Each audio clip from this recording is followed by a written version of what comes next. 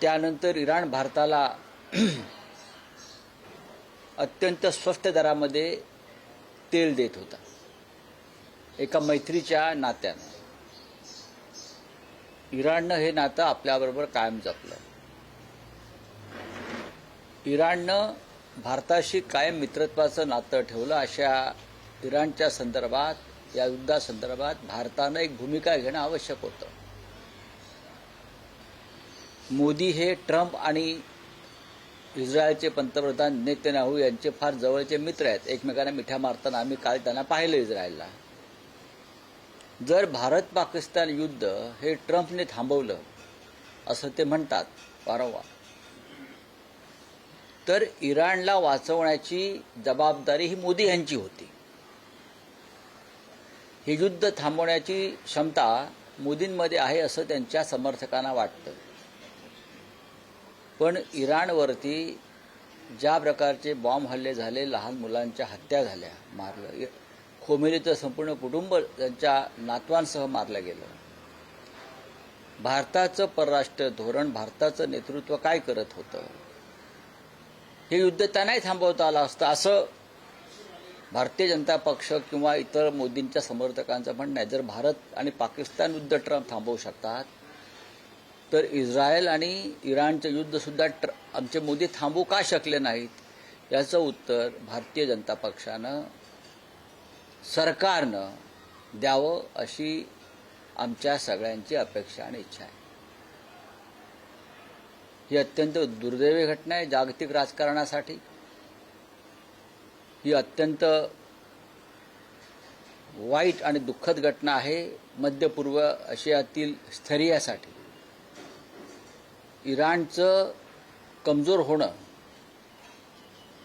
हे भारतासाठी सुद्धा अत्यंत घातक आहे. कारण ज्या पद्धतीनं आता इराणवर अमेरिका आणि इस्रायल ताबा घेईल, हळूहळू ही पावलं भारताच्या दिशेनं पडू शकतात. नेतन्याहू आज आहे उद्या नसतील, पण भारत हा एक महान देश आहे. आधीच नरेंद्र मोदींनी अमेरिकेबरोबर केलेल्या ट्रेड डीलमुळे भारत अमेरिकेचा गुलाम झालेला आहे व्यापारी करारात.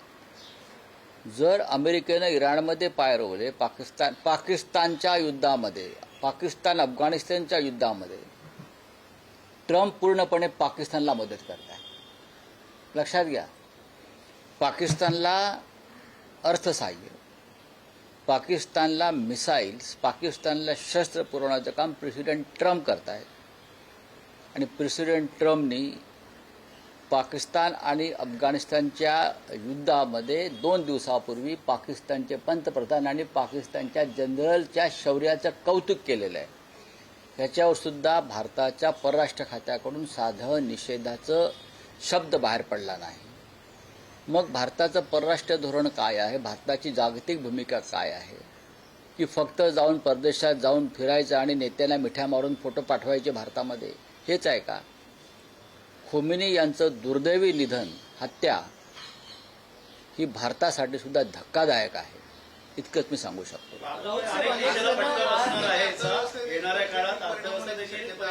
पूर्णपणे. पण आपल्या देशानं कोणतीच भूमिका या संदर्भात घेतली नाही. भूमिका घेणं गरजेचं असतं. इतकं मोठं युद्ध सुरू आहे आपल्या देशाच्या सीमेवर.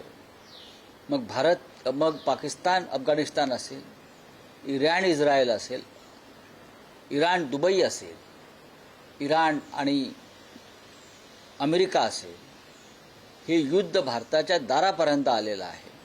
या युद्धामुळे भारताचं आर्थिक व्यवस्था कोलमडण्याची शक्यता आहे. या युद्धामुळे भूगोल बदलण्याची शक्यता आहे भारताच्या सीमेवरील.